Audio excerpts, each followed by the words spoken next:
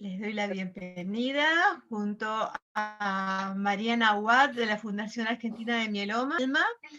Gracias por avisar. Avisado. Les voy a pedir que, bueno, que estén muteados. Si pueden prender las camaritas porque así nos vemos las caras, es como mucho más amena la reunión.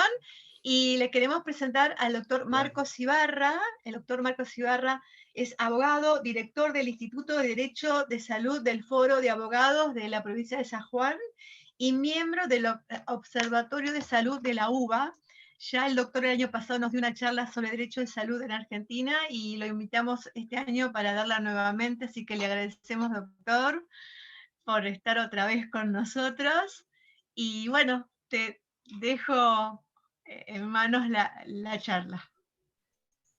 Bueno, muchas gracias a Aide, Fernando, Mariana. La verdad es que es un placer para nosotros, como les decía recién, poder estar participando. Uno de los sueños cuando creamos nuestro instituto era poder estar siempre cerca de los pacientes, digamos. Uno de los objetivos nuestros es en definitiva trabajar por un mejor acceso de los pacientes a los tratamientos, digamos, y al sistema de salud. Así que para nosotros esto es haber llegado por lo menos donde queríamos llegar y empezar desde acá un camino que es de pura construcción, digamos, para cumplir nuestros objetivos. Así que muchísimas gracias a ustedes por la invitación.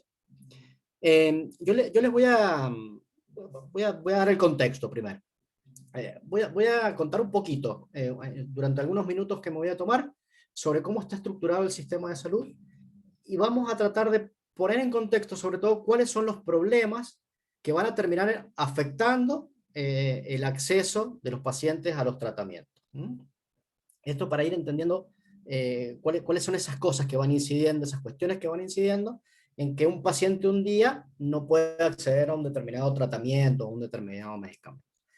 Y sobre todo esto lo vamos a hacer para que, como estamos compartiendo con asociaciones de pacientes, para ir pensando, buscando y para ir conversando y masticando, si se quiere, de alguna manera, algunas soluciones.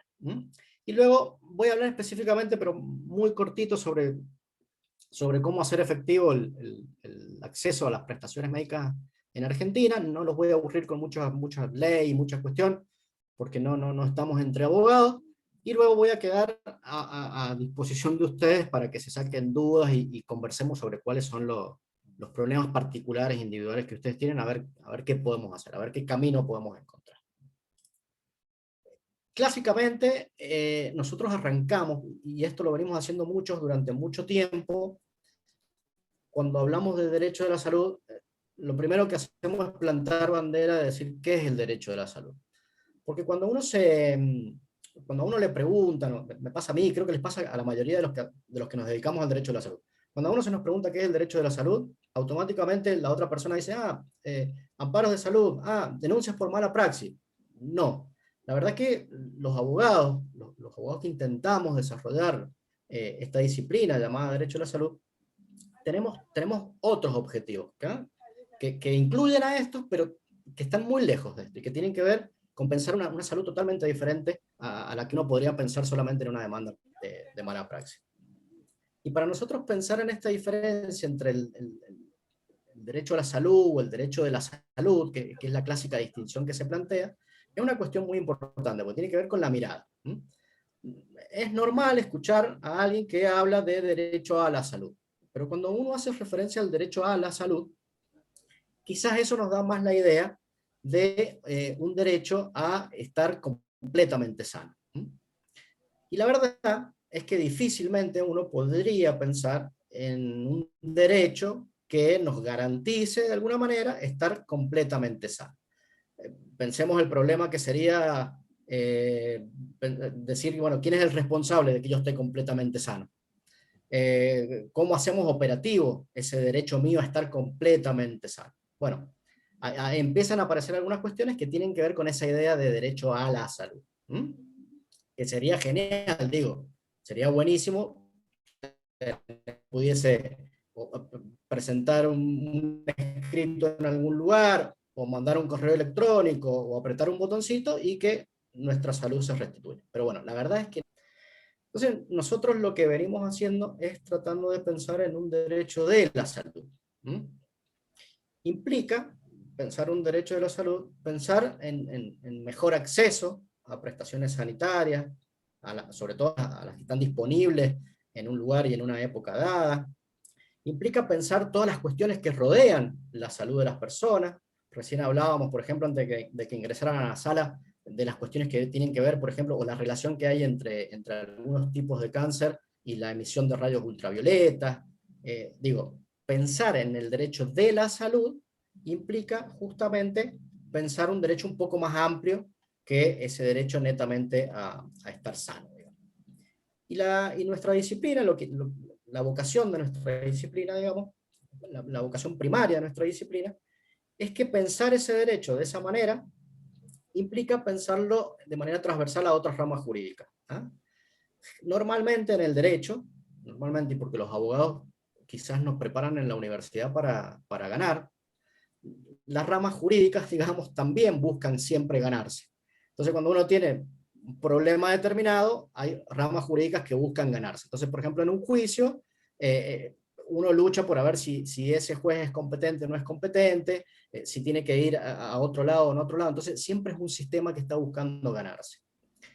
Y hay algunos problemas, como por ejemplo los problemas que tienen que ver con la salud, que no pueden ser abordados desde una posición en donde uno tenga que sí o sí ganar, sino que tienen que ser abordados muchas veces desde posiciones en donde uno tiene que conversar, tiene que ir formando, digamos, de alguna manera o construyendo una solución.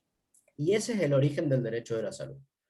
Justamente un intento de superar ese abordaje más mezquino, más individual que tenían otras ramas jurídicas cuando intentaban volcarse a las cuestiones de salud. Y acá hay un ejemplo que creo que lo ponemos todos los abogados que nos especializamos en derecho de la salud, pero que es tan simple y tan ilustrativo que es magnífico. Giorgio Caldani, por ejemplo, un abogado, uno de los abogados que desarrolla, digamos, que más ha desarrollado estas ideas y estos principios del derecho a la salud, pone el ejemplo clásico de que no es lo mismo rescindir el contrato, por ejemplo, al director de un hospital que no sé, al gerente de un hipermercado, ¿ah? O cerrar un hospital o cerrar un hipermercado. Desde el punto de vista del derecho laboral, por ejemplo, puede ser o un despido o una rescisión de un contrato, desde el punto de vista laboral. Pero ahora, si nosotros pensamos que si cerramos un hospital, estamos dejando a todo un pueblo sin atención médica, ya la cuestión cambia. Si nosotros cerramos un hipermercado, a lo sumo la gente irá enfrente a otro mercado y comprará lo que tenga que comprar. Pero todo lo que tiene que ver con la salud no puede ser pensado desde esas lógicas tan simples que se hacía antes desde un derecho determinado, sino que hay que ir viendo cómo construimos la solución. Y eso es un poco la idea del derecho de la salud que nosotros siempre nos gusta ponerle en valor, porque nos parece que es la riqueza de esta disciplina jurídica, es justamente esa mirada transversal que tiene. Entonces, como les dije, lo importante, y esto es muy importante, y esto va a tener que ver va a ser el hilo conductor, digamos, de todo el abordaje que se tenga que hacer sobre la salud, es esa vocación del derecho de la salud de conversar con los demás. ¿Ah? Por eso estamos acá hoy, abogados y pacientes, por eso en cada evento académico en donde se habla de derecho a la salud hay médicos, hay psicólogos, hay pacientes, hay decisores públicos y privados, hay inventores, hay comunicadores, hay de todo. ¿Ah? Obviamente la salud merece esa atención. A nosotros, obviamente, nos interesa que los pacientes puedan acceder a mejores tratamientos disponibles, también nos interesa que accedan a precios accesibles, que en la etapa de investigación se hayan cumplido las pautas bioéticas, que la comunicación de los resultados de una determinada investigación, por ejemplo de un medicamento, cumpla criterios éticos, que la información que se da sea verídica, que el acceso a medicamentos y tratamientos sea equitativo, que el que pueda acceder, que el que acceda, digamos, sea quien lo necesita y no quien lo puede pagar. Estas son algunas de las cosas que nosotros trabajamos del derecho de la salud. Como ven, es mucho más que una demanda de mala praxis, que está muy lejos de lo que nosotros pretendemos cuando hablamos de derecho de la salud. Entonces, por ahí a mí me gusta pensar el derecho a la salud como un corrector, digamos, como un sintonizador de los problemas que tienen que ver en el ámbito de la salud, porque está constantemente, digamos, mediando para ver cómo hace para componer el problema y buscar una solución más. Entonces, y esto se va relacionando, digamos, con las nuevas ideas de la salud, sobre todo. Recordemos que hace unos años nosotros pensábamos la salud como la ausencia de la enfermedad. Y o situábamos la salud también en las cuestiones biológicas, ¿ah? O cuestiones propias de las personas. Pero hoy sabemos que el medio ambiente, que el ámbito laboral, que la comunicación, que los ingresos, el lugar donde uno nace, bueno, una multiplicidad de causas hoy afectan nuestra salud. Y si nosotros los pensamos así, a los problemas de salud, nos vamos a dar cuenta que no van a ser solo resueltos ni por médicos, ni por clínicas, ni por medicamentos, ni por legisladores, ni por ministros, ni mucho menos por un abogado que les está hablando por Zoom hoy a las 6 de la tarde. Entonces, los problemas de salud, por lo menos los colectivos, que son los que a veces más nos importan, necesitan ser pensados desde esas ideas más amplias, que no sean ideas mezquinas, que busquen potenciarse y siempre buscando, digamos, el mejor estado de salud de la persona individual. Pero necesitamos abordar el complejo salud, digamos. Nosotros, a ver, se me viene a la cabeza porque es un tema que también estoy trabajando acá en San Juan, con el tema cáncer, por ejemplo, uno podría garantizar el acceso a prestaciones de salud, uno podría hablar de, bueno, voy a garantizar el acceso al tratamiento más caro que existe en el mundo. Y quizás lo logremos, pero también tenemos otras cuestiones que debemos abordar, que tienen que ver con la cuestión de la salud y la mejor calidad de vida de los pacientes, y sobre todo evitar algunas enfermedades, que puede ser, por ejemplo, algo más simple como trabajar en buenas políticas de control de tabaco. Entonces, esto es un poco lo que quiero mostrarles acá, es más o menos cómo pensamos los abogados de derecho de la salud, en qué estamos trabajando, ¿ah? Para quitarnos un poco ese traje que a veces nos ponen de que somos abogados que demandamos médicos. Entonces, esto para ponernos un poco en contexto de qué es el derecho de la salud o qué estamos trabajando cuando hablamos de derecho de la salud. Ahora, ¿cuál es el marco jurídico que sustenta el derecho de la salud o dónde está apoyado esto que nosotros llamamos derecho de la salud? El derecho de la salud, como sabemos, y siempre es bueno recordarlo, está considerado, digamos, o la salud está considerada como el primer derecho de la persona humana. Desde que el hombre nace, es situado, digamos, por el marco jurídico en el centro, o debería ser citado, ser centrado, perdón, en el centro de la escena, en el centro del eje, de todo el sistema jurídico, obviamente, pero también el sistema económico, el sistema sanitario. El hombre debería ser puesto en el medio, siempre, siempre. Y desde allí deberían salir cualquier solución, o desde ahí deberíamos pensar cualquier solución. Y esto pasa un poco así con el derecho de la salud. La salud es puesta, la salud de la persona es puesta siempre en el eje. Está consagrado en la Constitución Nacional, en nuestro artículo 33, algunas referencias en el artículo 42 cuando se habla de la salud en relación a los consumidores, en pactos internacionales, en el artículo 12 el Pacto Internacional de Derechos Económicos, Sociales y Culturales, en la Declaración Universal de Derechos Humanos, en la Convención Americana de Derechos Humanos. No voy a entrar mucho en detalles porque por ahí sería aburrirlos con códigos y artículos, pero básicamente lo que describen los tratados internacionales es que las personas tenemos derecho de acceder al mejor sistema de salud posible, a la mejor calidad de prestaciones posible. El derecho constitucional a la preservación de la salud, digamos, emerge o está muy relacionado con el derecho a la vida. Y en ese sentido se han establecido, o los sistemas jurídicos han establecido obligaciones. ¿Quién es el que debe velar por esa preservación de la salud, o quién es el que debe velar por la restauración de la salud si se ha visto afectada por algo? El primer, digamos, obligado es el Estado. El primero obligado a nivel de generaciones para que nosotros podamos tener acceso a prestaciones y tratamientos de salud en condiciones de equidad, de calidad y oportunidad, digamos. Tiene que crear las condiciones jurídicas, tiene que crear los marcos normativos, decidir si va a tener sistemas públicos como tienen algunos países. Inglaterra, por ejemplo, tiene un sistema netamente público, Canadá, o va a decidir que tengamos sistemas mixtos, como los que tenemos acá, un nivel de atención público, un nivel de atención privado.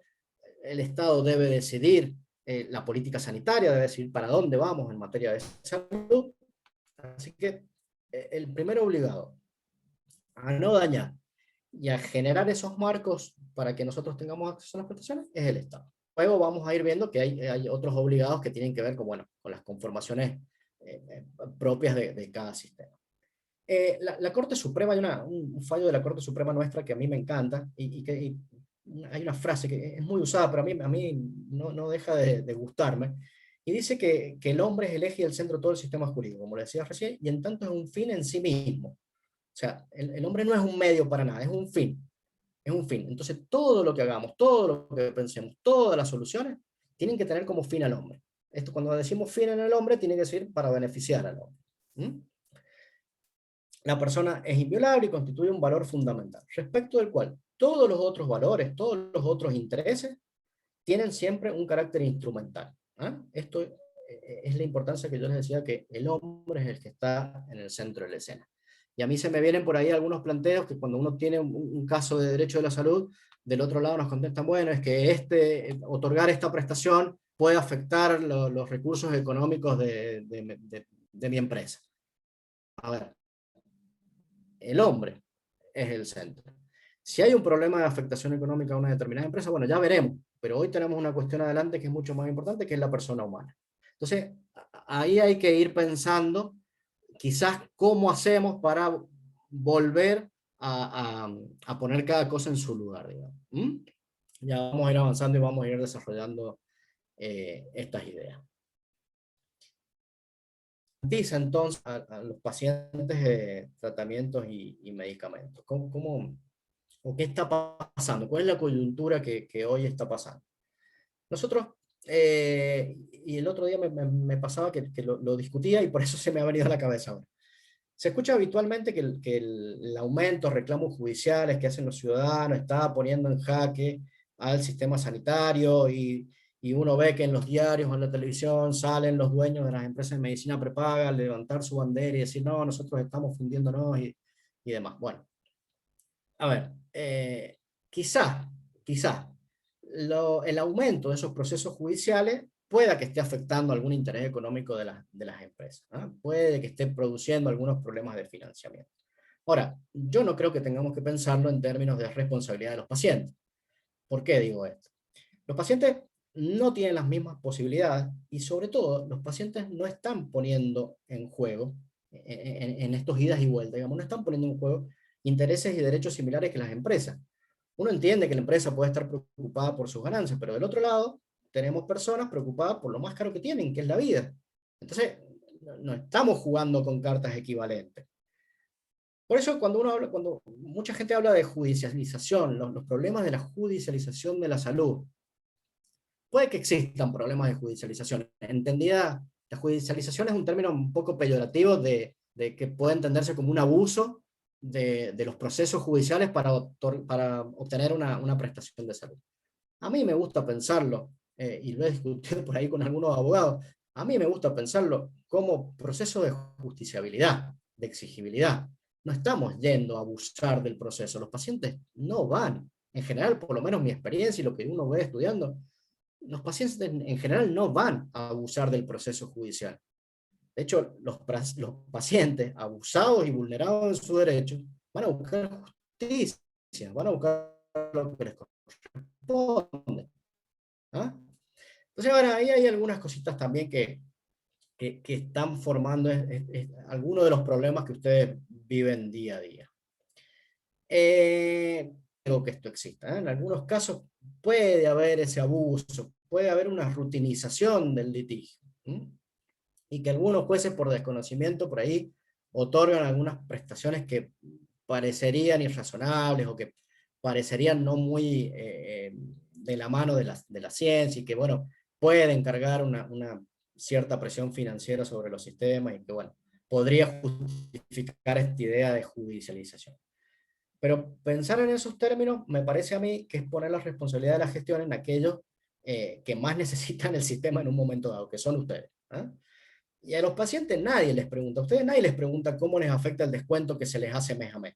O a ustedes alguien les llama por teléfono y dicen, discúlpame, este mes, ¿cómo te va si yo te descuento o no te descuento? ¿O cómo te va si yo te aumento 15%? Porque soy la prepaga y tengo un problemón para pagar el alquiler del edificio donde tengo las oficinas. A los pacientes nadie nos pregunta. Nadie se ocupa en cómo afecta el gasto de bolsillo o los límites de cobertura. Las familias pobres, para darles un ejemplo, en Argentina, las familias pobres, los primeros quintiles de ingresos en Argentina gastan más de bolsillo, en proporción obviamente, que las familias de ingresos más altos. O sea, el peso relativo que tiene el gasto de salud en las familias más pobres es desmesurado comparado con lo de las familias más ricas. Entonces, siempre termina cayendo los problemas sobre los hombros de los mismos. No se nos consulta si queremos que la obra social o la prepaga auspicie el equipo de fútbol, por ejemplo, o compre un edificio con vista al mar para poner sus oficinas. Entonces, si en el manejo financiero no participan los pacientes, no podemos, como sistema de salud, poner en los hombros de los pacientes la responsabilidad de cuidar. ¿Ah? Esto es una aclaración que hago porque estamos justo en el medio de una discusión en donde se está responsabilizando al paciente de afectar el sistema financiero, digamos, del sistema sanitario, la parte financiera del sistema sanitario. Y ese error es el error del poderoso, digamos. Creo que nos podrían estar llevando. Obviamente, los problemas del sistema financiero son complejos, son históricos, son reales, pacientes que exigen sus derechos. Esto también lo digo porque muchos pacientes vienen hasta a veces con dolor a hacerle una para la obra social mira, pero es que yo llevo tanto tiempo y las secretarias me atienden tan bien que no sé si, bueno, eso porque nos hacen sentir la presión de que estamos afectando algo y lo único que estamos haciendo es ir a buscar lo que nos corresponde. Bueno, de esto podemos hablar horas y horas y horas, de los orígenes de este problema, pero yo quería señalar algunas de esas cuestiones para que nosotros pensáramos dónde podía estar el problema que los está afectando a ustedes día a día, que es el acceso a algunos tratamientos o medicamentos. Y es básicamente en algunas cuestiones que tienen que ver con la desigualdad, la convivencia de diferentes sistemas sanitarios con prestaciones heterogéneas, problemas de acceso. Piensa en el código postal como un condicionante de la salud, piensa en el empleo como un condicionante de la salud. No es lo mismo vivir en la provincia A que en la provincia B, trabajar en un banco que trabajar en una imprenta, no es lo mismo trabajar que no trabajar, ¿tá? Todas estas cuestiones van a afectar o van a condicionar de algún modo la salud, en algunos casos para bien, en algunos casos para mal. Pero vamos viendo un poquito cómo se va configurando el problema madre que hoy nos ha reunido en esta charla, que es la problemática del acceso a prestaciones. Argentina tiene, como les decía, básicamente 3 subsectores, que es necesario mencionarlo, porque también de cada uno de estos se originan problemas distintos. Un subsector público, que incluye casi toda la población, digamos, particularmente los que no tienen cobertura, provee servicios a través de hospitales, centros de salud y los gobiernos, a través de los gobiernos provinciales, básicamente, pues se ha descentralizado el sistema de salud. Se pasó toda la capacidad instalada a las provincias, menos los recursos para atenderla, con lo cual cada provincia también condiciona su nivel de atención a los recursos disponibles que tenga. Hecho que también vuelve a generar que el ciudadano de la provincia A tenga prestaciones distintas al de la provincia B.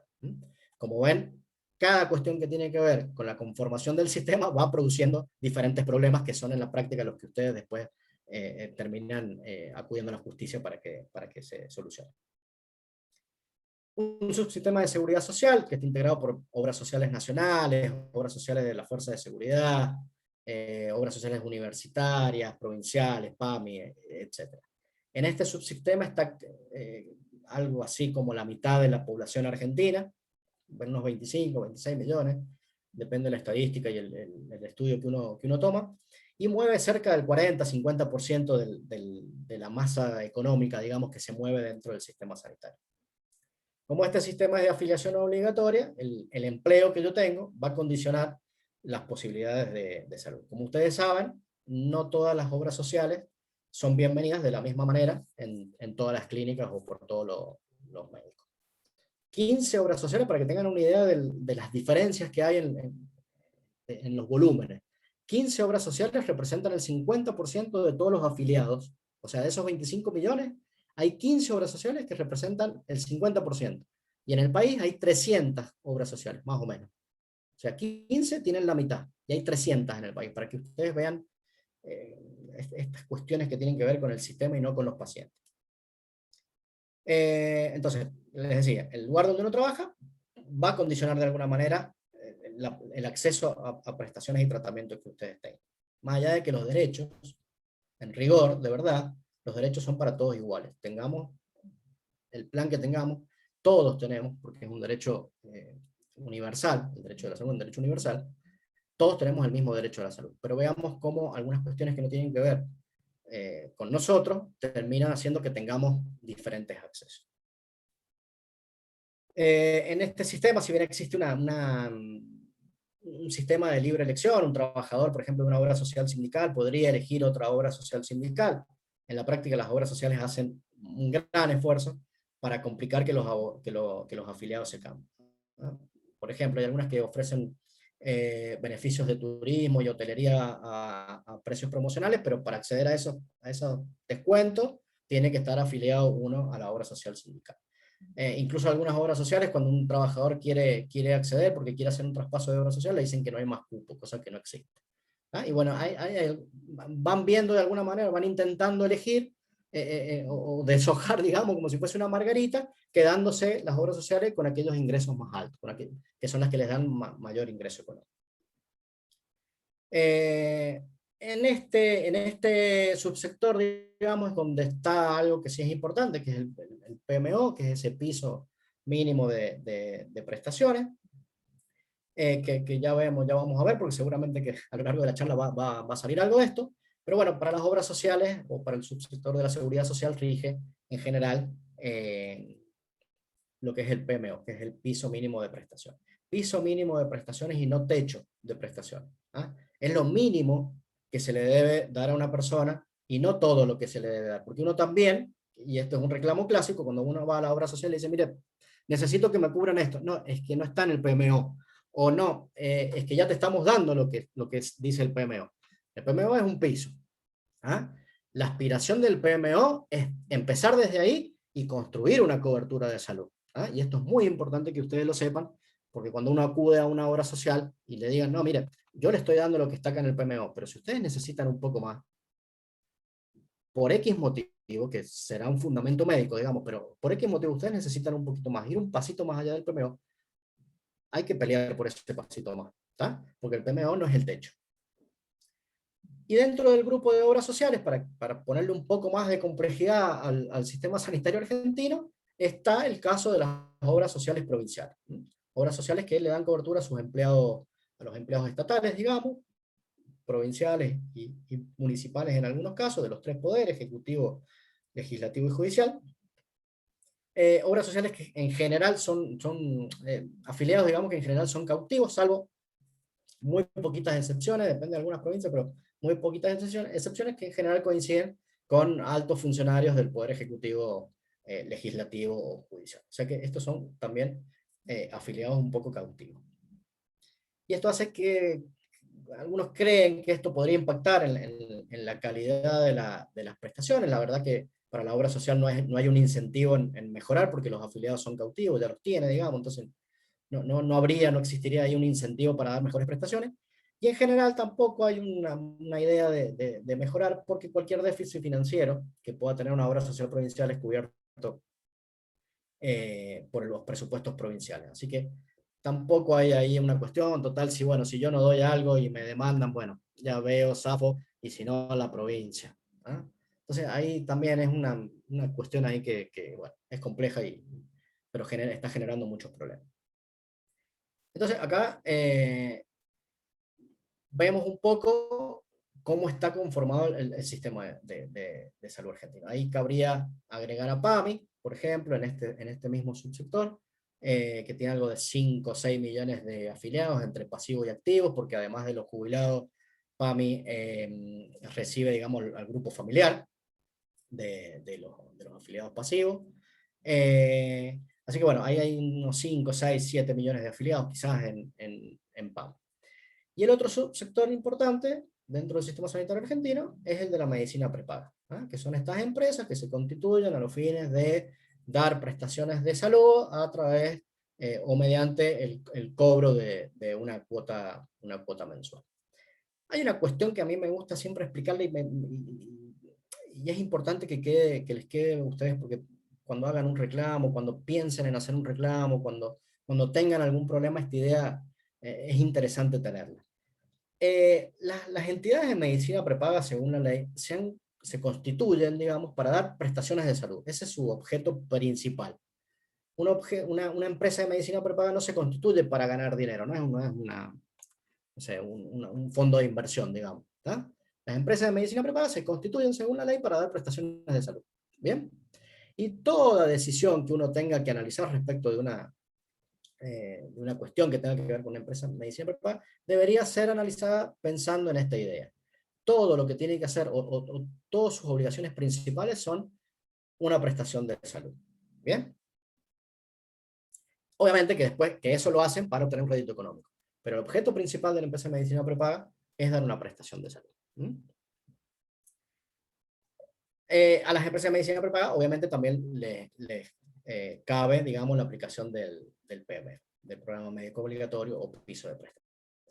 Bueno, hasta acá yo lo que he querido hacer es una pequeña síntesis del sistema de salud argentino para mencionarles cuáles son los problemas que creo yo que hoy afectan los tratamientos. La organización institucional fragmentada, como le dije, un sistema muy desarmado, con muchas aristas, que a veces se superponen y demás, heterogeneidad en el financiamiento de las prestaciones, heterogeneidad normativa, cobertura, sobre pisos mínimos, hay miles de normas. Si ustedes entran a buscar las normas de salud, les llevaría quizás meses armar un mapa con todas las leyes que hay sobre salud, nacionales, provinciales. Es increíble la difusión normativa que hay. Hay una heterogeneidad en las capacidades institucionales. Hay algunas entidades que tienen una capacidad, un volumen de respuesta frente a prestaciones de salud muy grande, y hay otras que tienen uno muy pequeño. Entonces, bueno, depende de dónde tenga la suerte uno de entrar, va a ser a lo que tenga derecho o al problema que se puede enfrentar. No siempre tener la prepaga más cara, por ejemplo, significa tener el camino allanado. En muchos casos, una obra social más chiquita, con más cercanía a lo mejor, uno puede transitar un cierto problema de otra manera, digamos. No siempre estar en el más grande es bueno, ni estar en el más chico es malo. ¿Ah? Pero bueno, hay cuestiones que tienen que ver, hay incidencia, digamos, en los tamaños de las entidades. Otro de los problemas muy importantes hoy es la aparición de las nuevas tecnologías sanitarias, medicamentos, tratamientos y demás. Obviamente, el contexto de vulnerabilidad social y económica, que bueno, antes de que ingresaran la mayoría estuvimos hablando un poquito de eso. Y el aumento de enfermedades crónicas. Esto es un poco el problema que está hoy, o los problemas, digamos, que están incidiendo en los tratamientos de salud, o en las coberturas de salud. Para hablar por ejemplo, de la aparición de las nuevas tecnologías sanitarias y cómo esto va a traer, está trayendo ya, pero cómo va a traer cada vez más problemas. En Europa, por ejemplo, un dato, pasan 500 días aproximadamente para que los pacientes puedan acceder a una nueva tecnología. Desde que la EMA, que es la Agencia Reguladora Europea, autoriza una determinada tecnología sanitaria, pasan más o menos 500 días en Europa, este es el promedio europeo, para que el paciente pueda acceder a esa tecnología. En Alemania, por ejemplo, pasan 127 días para que un paciente pueda elegir. Y en Polonia, 823 días. 127 en Alemania, 827 en Polonia. Ven que, como les decía recién, estos problemas, estas inequidades, estas cuestiones que tienen que ver con el acceso, estas diferencias que cada persona tiene según dónde viva, dónde nazca, de qué trabaja, pasan en todo el mundo. Y son las que de alguna manera después condicionan qué salud yo tengo. Lo mismo pasa con los fármacos. Hay países que estas nuevas tecnologías sanitarias son cubiertas casi en un 99%, como en el caso de Alemania o Reino Unido, que tienen altas coberturas de esto, y después hay países que tienen muy bajita cobertura de esto.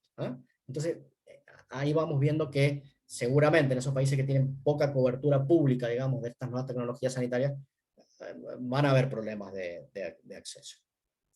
¿Cómo podemos alcanzar nosotros una tutela efectiva de los derechos de salud? Que es un poquito la idea de la charla, digamos.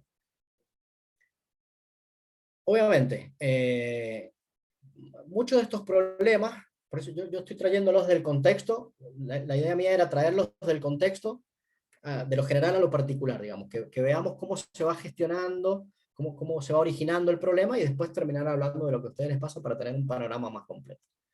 Ahora, ¿cómo hacemos para que esos derechos que están en la Constitución y los tratados internacionales, que son atravesados por todas estas cuestiones que yo les estuve contando, cómo hacemos en la práctica para que se nos garanticen, digamos? Bueno, y ahí viene, creo, la riqueza del derecho de la salud. ¿Ah? ¿Qué está buscando el derecho de la salud? El derecho de la salud está buscando unir esos puntos. ¿Se acuerdan en la escuela cuando hacíamos unir con puntos y hacíamos los dibujitos uniendo? Bueno, el derecho de la salud tiene esa vocación. Está tratando de unir problemas con soluciones. ¿Ah? Problemas que están lejos, porque son problemas que están por acá, por acá, por acá, los está tratando de unir con estos derechos que están en la Constitución, en los tratados internacionales. ¿Ah? Buscando la solución, obviamente, del problema puntual individual de salud. Entonces, obviamente, la pregunta clásica, ¿qué hago yo? Está bonito el contexto, está bonito lo que pasa en otros países. Está. Ahora, ¿qué hago yo cuando no se me garantiza un derecho? Cuando no se me garantiza el acceso a una prestación, a un tratamiento, a un medicamento. Bueno, obviamente que ahí no nos queda más remedio, según cómo está conformado nuestro país, digamos, de acudir a la justicia. Por eso yo también quería dejarles la idea de que no es que el paciente está abusando del sistema judicial. El paciente se ve atravesado por un montón de cuestiones, que son todas estas que las dije a propósito, para que vamos viendo todas las cuestiones que tiene el paciente previo a tener una enfermedad. Con lo cual se va revulnerando cada vez más el paciente. ¿Tá? Donde nací ya me condiciona, donde trabajo me condiciona, mis ingresos me condicionan, ¿bien? La distancia que yo vivo del hospital me condiciona, la distancia de la oficina de la prepaga o de la obra social me condiciona, me condiciona y me condiciona y me condiciona y me condiciona. Entonces, los pacientes no están abusando del sistema judicial, los pacientes están buscando exigir lo que les corresponde.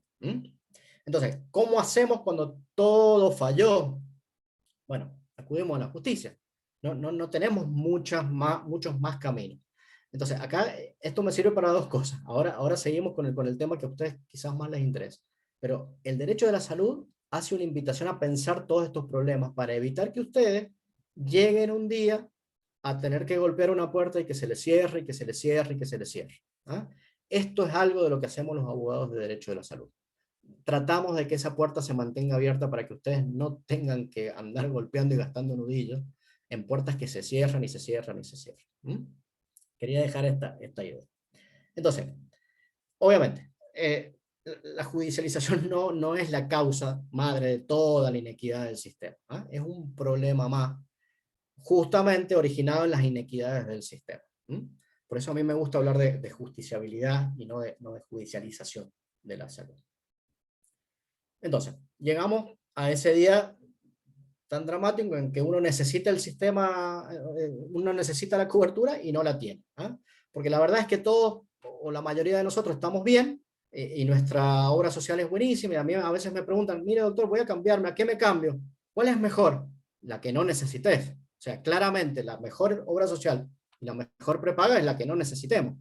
Ahora, ¿qué pasa ese día que la necesitamos y nos dicen que no? Bueno, ahí es donde empiezan a aparecer los responsables, a ver a quién garantiza este derecho, quién garantiza estas prestaciones, y si bien, como les decía, hay obligados principales según sea el caso, y a dar las coberturas, digamos, obras sociales, empresas de medicina prepaga, o obras sociales provinciales, también hay un obligado subsidiario que es el Estado. Y ya lo vamos a ver esto cuando uno hace un amparo, por ejemplo, en muchos casos, uno va directamente contra las obras sociales o empresas de medicina prepaga, y en algunos casos uno va contra ambos. ¿Tá? Porque hay algunas lesiones, digamos, a algunos derechos que tienen que ver con el rol del Estado. Entonces, para el sistema, digamos, para pensar el sistema es importante esto. ¿Ah? Es importante saber por qué, saber qué es lo que nos está causando. Sobre todo, y vuelvo a insistir en esto, porque muchos de ustedes trabajan o son miembros de una asociación de pacientes, que para mí, y se los digo de verdad, lo digo no es porque ustedes estén presentes, las asociaciones de pacientes deben ser un pilar fundamental en el sistema sanitario, en esto que estamos hablando de prestaciones, en el diseño de la política sanitaria. Yo que trabajo el tema comunicación, la asociación de pacientes tiene que estar adentro de la comunicación del sistema sanitario, de las decisiones sanitarias, de las decisiones legislativas, tienen que estar, porque en definitiva son ustedes donde todo eso que queremos innovar, generalmente los abogados, las cuestiones les caen a ustedes después, a los pacientes, digamos. Entonces, no podemos pensar un sistema en donde ustedes no estén. En un juicio, por ejemplo, en un juicio de amparo, uno discute situaciones individuales. Ahí viene el problema también. Cuando uno hace un amparo, viene un cliente, miren, me negaron esta prestación, uno hace un amparo y está discutiendo una situación individual. No está discutiendo, o si gana, digamos, no está ganando para todo. Está dejando un antecedente quizás, pero no está ganando para todo. Con lo cual acá se genera otra inequidad más, que es la inequidad de las personas que pueden acceder a la justicia y las personas que no. Si bien el modo de acceder a prestaciones y tratamientos de salud básicamente es el amparo, que tiene muy poquitos costos, digamos, para el paciente, acceder al sistema judicial, tener que ir a buscar un abogado, exige ciertos recursos. Tampoco es que sea barato, digamos. Si bien no hacen falta millones, pero tampoco es que sea económicamente liviano, digamos. Entonces ahí se produce una nueva vulneración, el que tiene acceso a eso y el que no tiene acceso. El que tiene tiempo para esperar y el que no tiene tiempo para esperar. El que puede a lo mejor pagar ya, porque es algo urgente, lo puede pagar y después puede esperar a recuperar con una medida judicial. Entonces, ven cómo cada cosa que va pasando alrededor de los pacientes, en vez de generar una ayuda, genera una nueva vulneración, una nueva lesión a la situación que se está viviendo. Entonces, a nosotros, a los abogados, digamos, de derecho de la salud, no nos queda más que acompañar a los pacientes, pero lo que intentamos, y por ahí hago mucho hincapié en esto, lo que intentamos es acompañar con el problema que tienen hoy y con el problema que van a tener mañana, o que van a tener otros pacientes también, porque no podemos enfocarnos solo en el cliente que tenemos sentado, ni podemos creer que la solución es que yo gane un determinado amparo, muy bonito, lo escribo a lo mejor después en una revista jurídica, me felicitan y me hacen una entrevista. Creo que no es el objetivo de muchos de los abogados. En algún momento también nosotros vamos a ser pacientes, entonces uno quiere o pretende por ahí que, bueno, una vez que llegue a la situación, esas puertas no se cierran. Entonces, ¿cómo hacemos para que esa frazada, que ya de por sí es muy corta, ¿cómo hacemos para estirarla, digamos? ¿Cómo hacemos para que el sistema sanitario pueda garantizar a todos los tratamientos o todos los medicamentos que un paciente necesita? Y ahí vienen otros dilemas. Hay que pensar en poner un coto al tratamiento o medicamentos, sobre todo esos más caros. Bueno, esas son cosas que se están discutiendo actualmente. En principio, mi opinión es que si una persona necesita un determinado tratamiento, necesita un determinado medicamento, y ese tratamiento o medicamento se ha probado que o va a mejorar su salud, o va a mejorar su salud, o va a mejorar su calidad de vida, ese tratamiento, ese medicamento debe ser obtenido. El costo no es comparable, como le decía el recién. No, porque son $2 millones. Y no sé, uno pierde a un ser querido y no compra con $2 millones. Entonces, si lo necesita, si está justificado médicamente que eso va a proveer un beneficio en su salud, en su rehabilitación, o va a provocar la mejora de la calidad de vida, bueno, en principio hay que pelear por eso. Entonces, ese es un poco el dilema, digamos, que tenemos, que a mí me presenta como abogado litigante y como abogado que está tratando de darle forma o colaborando. Es muy poquito lo que uno puede hacer porque hay grandes maestros por encima de uno. Lo veo aquí, que ahí Marisa Eisenberg, digo, hay grandes maestros. Nosotros somos por ahí la nueva camada que está tratando de ver si puede meterse en esa discusión y ver si puede aportar algo a la discusión de estos grandes maestros que ya han marcado un camino y nos han abierto, nos han dejado el camino, digamos, para que nosotros podamos seguir transitándolo. Ahora, en ese camino, nosotros tenemos que ver cómo hacemos, ¿tá? ¿Cómo hacemos para mejorar? El problema que tenemos hoy, que es en el caso de ustedes, el acceso a un tratamiento o medicamento, y ver cómo hacemos para que alguien mañana no tenga que pasar por lo que muchos pasan hoy, de tener que golpear puertas, caminar pasillos, esperar horas y horas, llevar papeles, cruzar un mail, todo lo que sabemos, lo que ustedes mucho más que yo saben, lo que significa hoy por ahí pelear un tratamiento o un medicamento. Entonces, bueno, creo que acá tenemos un rol que nos cabe a todos, que es pensar ese sistema de salud más igualitario y más eficiente. Ahora, específicamente, y acá esto lo voy a hacer cortito y ya paso a consultas, a ideas si quieren, Mariana o Fernando, para no dar más vuelta, para no meterme mucho en ley. Entonces, yo pedí a la empresa o a la entidad de salud que yo tengo, pedí que me den una determinada cobertura que el médico me indicó. Me dijeron que no. Bueno, ¿qué hago? ¿Ah? ¿Qué hago? Esta es la pregunta clásica. ¿Qué hace uno cuando le dicen que no? La primera recomendación que yo hago, cuando me consultan incluso informalmente, bueno, mira, manda una nota explicando por qué necesitas eso. Siempre es bueno que el pedido médico no sea solo la prescripción, sino que vaya, sobre todo cuando son medicamentos de alto costo o tratamientos por ahí experimentales o cuestiones más caras, digamos, no solamente la prescripción del médico, ¿ah? Sino por ahí yo he hecho que en alguna ocasión me elaboren un informe, me he tomado el trabajo de buscar a algún especialista que me elabore un informe de por qué es necesario ese determinado medicamento o tratamiento, hacer un primer intento a la obra social o a la empresa de medicina prepaga, pidiéndolo por escrito, siempre tratando de dejarse la nota recibida, y cuando eso no hay respuesta y cuando la urgencia nos está premiando, la mayor recomendación que les puedo hacer es buscar a un abogado que se especialice en derecho de salud.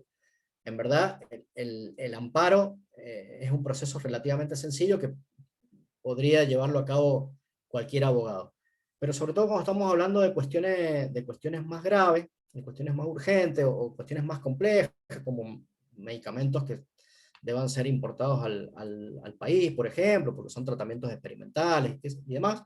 Bueno, ahí hay que buscar, hay que acudir a un abogado especialista en derecho de la salud, que hay por todo el país. Y hay muy buenos. Entonces, no sé si quieren, no creo que tenga sentido describir el proceso de amparo, que por ahí es una cuestión muy técnica, pero sí me gustaría más por ahí que aprovechemos el tiempo y si hay alguna consulta, alguna pregunta, alguna duda, algún caso que quieran que charlemos, creo que va a ser más enriquecedor, si no, como ustedes digan. Buenísimo, doctor, muchísimas gracias. Bueno, Mariana, si querés fijarte si hay gente que está preguntando o los que quieren preguntar, levanten la mano. Isabel Muñoz.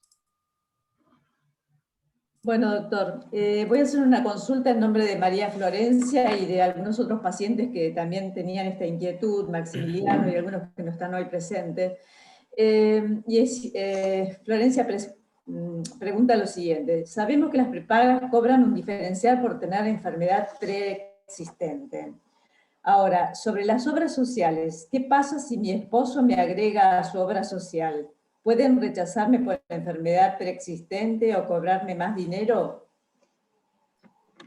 La preexistencia como si no, como en sí, digamos, no existe. Habría que ver, sería bueno ver qué tipo de obras sociales, como les dije, por eso, y ahí viene la complejidad, digamos, por eso traté de hacer un análisis muy general. No toda una obra social universitaria, por ejemplo, no es lo mismo que una mutual y no es lo mismo que una obra social sindical. Con lo cual, bueno, para poder contestar sería bueno saber qué tipo de obras sociales. Pero en general, la enfermedad preexistente no debería ser justificativa, digamos, de una negativa de afiliación ni de un extra, digamos, un cobro extra, ¿no? Bien. Fernando. Gracias, Mariana. Muchas gracias, Marcos. Excelente presentación y panorama que nos diste. Mencionás el primer responsable o el último responsable efector siempre es el Estado. ¿Qué pasa cuando el Estado, que es el que gestiona, administra, maneja el sistema público, es el que no cumple? Nosotros tenemos experiencia en reclamar ante prepagas, es relativamente sencillo con los pasos que vos explicaste, lo mismo contra las obras sociales sindicales, porque bueno, finalmente hay alguien que es responsable, de última el interventor, el presidente contra el Estado mismo, contra el sistema público, es mucho más complejo el hacer un reclamo, el pedir una cobertura.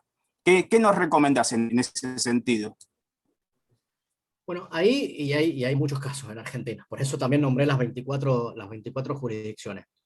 Hay algunas obras sociales provinciales que la verdad que es una verdadera tortura el conseguir algo. Incluso uno ve que con la orden judicial, por eso yo les mencionaba, pueden haber algunas que incluso con orden judicial no cumplan. En general, algunas prepagas también. A ver, hay orden judicial, cumplen a regañadientes mientras discuten si van a cumplir, van a extender en el tiempo la medida cautelar, por ejemplo.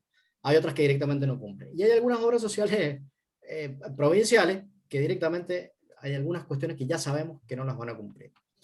Es difícil, adelanto que es difícil, tiene muchas cuestiones técnicas, va a variar mucho la respuesta la respuesta técnica que yo te deba dar va a variar mucho del caso concreto, pero para resumir en una idea general, hay algunos tipos de medidas que se pueden tomar, se puede responsabilizar al director, digamos, o al encargado de esa obra social sobre el incumplimiento, se pueden aplicar multas por el retraso que pongan, se pueden ejecutar esas multas después que a veces se terminan siendo tan abultadas que bueno, es difícil también, pero bueno, existe la posibilidad. Si hay una orden judicial, por ejemplo, si el juez dijo, mire, señor Juan Pérez, tiene que cumplir y tiene que otorgar a este señor la prestación, el incumplimiento de esa orden judicial puede acarrear una responsabilidad penal. Entonces, en algunas ocasiones tenemos que dejar ese amparo, esa medida cautelar, ir a un proceso penal. Y digo, en otros casos consistirá en ir a golpear oficinas, como les dije, y tratar de hablar con alguien, porque a veces, sobre todo con las obras sociales provinciales más grandes, uno no sabe bien con quién está del otro lado. Entonces, bueno, en algunos casos hay que ir hasta la obra social, hablar con el encargado, explicar por qué, explicar cuáles son los riesgos para la obra social de no cumplir. Existe la posibilidad de trabar embargos sobre las cuentas principales de alguna obra social, que esa medida, si uno la logra, les duele, porque uno podría embargar a lo mejor la cuenta de pago de sueldos. Hay algunas herramientas, tampoco voy a mentir y voy a decir, miren, si van al abogado tal, este problema lo soluciona en 15 días. La verdad es que no. Sabemos que hay algunas cuestiones que son fáciles, como las que vos decías, incluso yo hay muchas cosas que las termino solucionando a lo mejor con una llamada por teléfono, cuando hay algún colega que por lo mismo hace un amparo, pero bueno, hay algunas cuestiones que uno las podría, o hablando con el abogado de determinada empresa, y después hay otras cosas que sabemos que son complicadas. Ahí uno debe decirle al cliente, mire, tenemos un camino complicado. Uno debe advertirlo, porque ya lo sabemos, o sea, los que trabajamos en esto, si sabemos que si vamos por acá son 10 días, y si vamos por acá no sabemos cuántos son. Pero bueno, hay. Dependerá después de la mano, digamos, del abogado que esté llevando el caso, y de la situación particular, porque obviamente no son todas iguales, pero hay. Gracias, Marcos. ¿Alguna otra pregunta? Yo quisiera preguntarte, Marcos, ¿qué se te ocurre que se le puede decir a los pacientes cuando tienen miedo a hacer un reclamo? Cuando ante la falta de una prestación tienen miedo a hacer un reclamo por miedo de perder más de lo que ya están perdiendo, por miedo de que los saquen de la obra social, por miedo de que si les daban una cada 3 meses, les den media cada 3 meses. eso es algo bastante frecuente también, ¿no? Que hay como miedo al reclamo. Me ha pasado, por eso creo que lo mencioné, me ha pasado, o sea, gente que viene y dice, no, pero ¿cómo hago que me reciba la nota y me ponga sello? ¿Cómo me hago para enojarme con la chica que recibe si hace 15 años que yo le mando un WhatsAppito a lo mejor y me manda la receta o me manda tal cosa o me consigue? ¿Cómo hago? No puedo, doctor. Bueno, por eso lo primero que a mí se me viene a la cabeza es decir, el problema de judicializar una prestación de salud no es de los pacientes. Entonces, como asociaciones de pacientes por ahí, este tipo de charlas vienen bien. No puede la obra social hacernos nada, ¿ah? Y si nos hace, tenemos algunas herramientas legales como para decir, a ver, ¿qué pasó? O sea, yo te estoy pidiendo algo que me corresponde y vos que me negás cobertura, o me empiezan a chicanear con alguna otra cosa, me demoran algo, me demoran algún reintegro. Bueno, ahí podemos también, cuando nos damos cuenta qué pasa. Pero nada, absolutamente nada. Respecto a la obra social. Y después creo que la responsabilidad de cada profesional en no embarcar a los pacientes en un viaje que sabemos que no sabemos dónde vamos a ir. Por ahí es preferible decir, bueno, mira, esto no va a andar porque sabemos que no va a andar, y esto sí puede andar y esto puede andar en estas condiciones. Eso también de ahí va, creo que la importancia de que acudan a un profesional que conozca el tema. Bien, muchas gracias. Es un tema no menor. Fernando, escribiste una pregunta, léela si querés Sí, directamente. recientemente tuvimos un rechazo de una cobertura, no por un carácter médico desde la auditoría médica de la obra social, sino con el argumento de que el medicamento prescripto no se encontraba dentro del Vademecum Sur, con lo cual se metía en el Sistema Único de Reintegros y que ese Vademecum hace años que no se actualiza. Obviamente lo ganamos porque como no era por criterio médico, estaba autorizado, bien prescripto, terminaron otorgando, pero se tuvo que justicializar, enviar carta documento, poner abogados, hacer amparos. Pero es el rechazo ese es un recurso que están utilizando mucho ahora. Y lo que hace ver es que cada vez se están poniendo más restricciones a los accesos, sobre todo de nuevas tecnologías. ¿Qué opinión tenés al respecto? Bueno, mira, claramente, y por eso señalaba que la empresa de medicina prepaga, sobre todo, tiene que ser pensada, digamos, desde el otorgamiento de una prestación. No puede meter nada entre la persona y la prestación, primero. Y también les decía que hay criterios judiciales donde dicen que el hombre es el eje. ¿Qué quiere decir esto? Que no es el Vademecum el problema, o no es el PMO el problema, o no es el costo el problema. El problema es que si la persona necesita un determinado tratamiento. Sé que está empezando a pasar, que se están empezando a discutir cuestiones como esta. Cuestiones como los costos, cuestiones como los Vademecum, cuestiones como, bueno, esta no es una tecnología que esté autorizada por ANMAT, bueno, esta tecnología no, porque hay otra mejor. Y uno lo que por ahí recomienda es que, por eso yo les decía que siempre fundamentado todo, por si tenemos que hacer algún tipo de medida judicial. La primera nota... ¿Se frizó?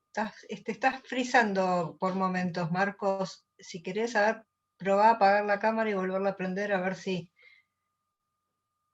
¿O lo perdimos? ¿Lo perdimos? ¡Ah! Bueno. Sí, me parece que lo perdimos. ¿Perdimos? Una pena, porque la verdad que está muy jugosa la charla, muy interesante. Dale, preguntamos. Que se vuelva a conectar nuevamente. A mí me salía como que tenía muy baja la señal. Marcos, ¿estás ahí? Ahí volví. No sé qué pasó. Ahí volviste, genial. No sé si se cortó. Bueno, te seguimos no sé escuchando atentamente. Bueno, no, les decía, se están empezando a utilizar este tipo de artilugios, digamos, para sacar o para mover, digamos, el eje de la discusión a un montón de cada empresa por ahí, y con sus grandes estudios jurídicos, sobre todo las grandes prepagas, buscan llevar la discusión a otro terreno. Nosotros lo que debemos hacer desde la petición inicial, digamos, cuando se la pedimos a la obra social, es ir ya generando que esto tiene un carácter médico. Y después lo que uno busca en los amparos, que esto también es una cuestión más técnica, por ahí no son abogados, pero es muy importante que el amparo, digamos, el fundamento del amparo, se sustente por sí mismo. Cuando nosotros armamos un amparo, por ejemplo, un escrito de amparo, buscamos que ese escrito se sustente en la cuestión médica, pero se sustente por sí mismo, digamos, que al juez, porque lo primero que se pide en un amparo el amparo es un proceso es corto, pero un proceso un poquito largo para una urgencia, digamos. Son algunos meses, o algunos años en algunos casos. Pero los abogados lo que hacemos es pedir una medida cautelar, que es una medida más urgente. El juez, esa medida cautelar en general, no está obligado a notificársela a la otra parte. Pero para evitar esa notificación a la otra parte, y que la otra parte pueda venir al juicio de amparo, digamos, y discutirnos algo, decirnos, no, eso no está bien, esa tecnología no está autorizada, no, porque lo que nosotros buscamos, o lo que yo recomiendo siempre, es que en el escrito inicial se sustente muy bien la cuestión médica, que el juez la lea y diga, sí, listo. Si hace falta pegar, no sé, estadísticas del Instituto Nacional del Cáncer, se pegan. Si hace falta un informe, como te dije, de un médico especialista, se pone. Si hace falta 2, se ponen 2. Si hace falta un informe sobre un medicamento, por ejemplo, una comparación entre la eficacia de este y de este, o cómo funcionó en determinado grupo de pacientes, y eso fundamenta que a mí me va a servir, se pone. Todo que haga que el juez lea eso y no le quede otra que otorgar la medida cautelar. Que se dé cuenta en el momento de que está en juego la salud.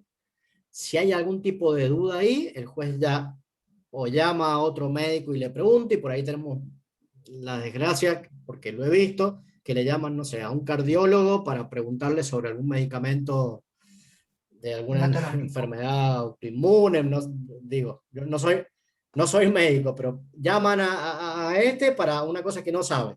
Pero como le dijo, no, mirá, eso no sé, el juez ya empieza, ¿me entendés? No, el juez no es médico, acordémonos de eso. Entonces el juez tiene que leer y tiene que entender que hay un peligro y un daño real a la salud. Y lo otro es trabajo, porque del otro lado obviamente que hay intereses que se están defendiendo. No les voy a mentir, no les voy a decir que esto es amor y paz. Estamos en una lucha desigual, los pacientes estamos en una lucha desigual contra intereses. Sí. Intereses de industrias que son grandes, o actividades comerciales que manejan mucho más poder económico que nosotros. Por ahí hay que pensar, por ejemplo, que para ustedes un amparo implica un cierto desgaste. Y si es una cuestión muy compleja, por ejemplo, para un solo abogado que no conoce mucho la materia, es un hiper desgaste. Pero a lo mejor del otro lado tenemos una prepaga que tiene un estudio jurídico externo con 35 abogados. ¿Me entendés? Entonces, y tienen plata para viajar, y tienen plata para mandar 200 cédulas, cartas de documento y todo. Entonces estamos en una lucha desigual. Por eso yo les hacía referencia a que lo que nosotros buscamos desde el derecho de la salud es modificar un poco el sistema en sus estructuras, porque si no, esto, en la justicia, peleando caso por caso, no creo que lo ganemos. Marcos, ahí Gabriel pregunta si la Superintendencia de Salud que regula las obras sociales es una buena herramienta para hacer los reclamos. Polémico, porque no suele dar mucha respuesta a la Superintendencia en nuestra experiencia, ¿no? Yo les comparto mi experiencia. Si un paciente no tiene tiempo, yo no acudo a la Superintendencia. A la Superintendencia, en la intención de su creación es buena, digamos, un organismo que regule, digamos, la actividad de las obras sociales. La intención es muy buena, pero a la Superintendencia le falta algo, que es poder de policía, digamos, le dieron todos menos la posibilidad de sancionar, por ejemplo.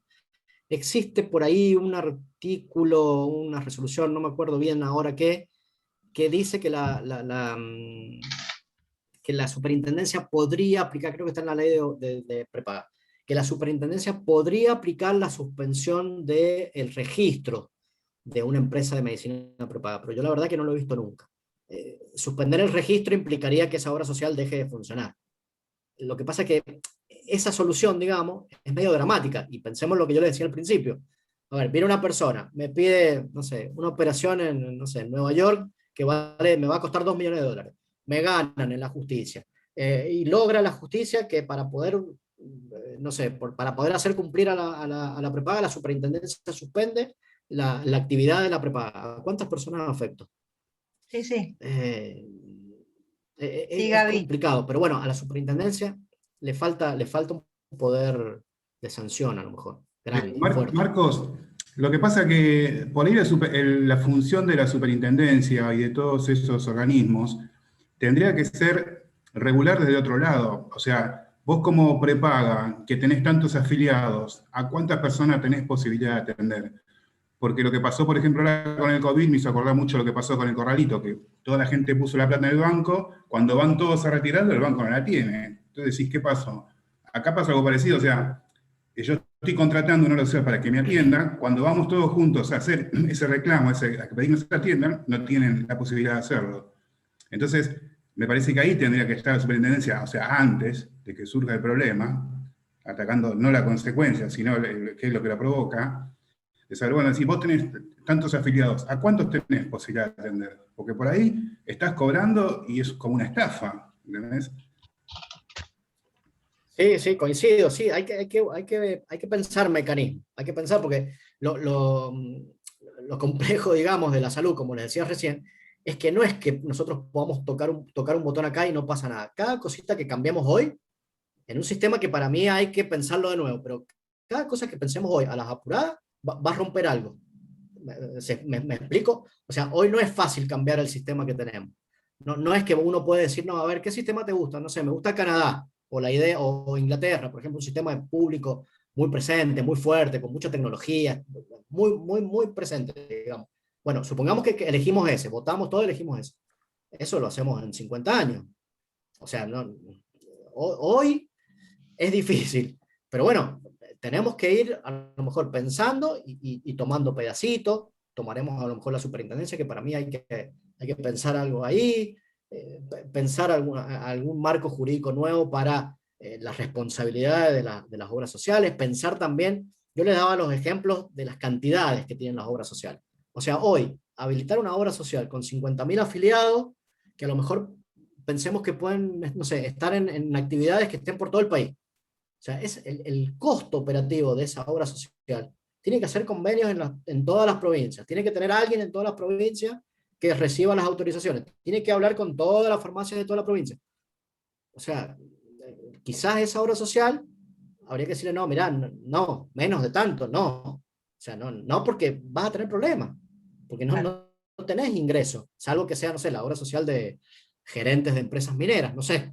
Pero digo, hay que ver también cómo vamos generando el sistema sanitario, porque después tenemos problemas. Tenemos problemas. Marcos, ahí Alejandra también preguntaba si las defensorías funcionan para dar soluciones a los reclamos. Perdón, antes de eso, hola Marcos, ¿Cómo con el tema de la superintendencia, ¿vale la pena que los pacientes o nosotros dejemos la denuncia en la página o es una pérdida de tiempo? No, a ver, la superintendencia no es que no funcione, funciona. De hecho, emite dictámenes y a veces los dictámenes que emite nos sirven en los juicios de amparo.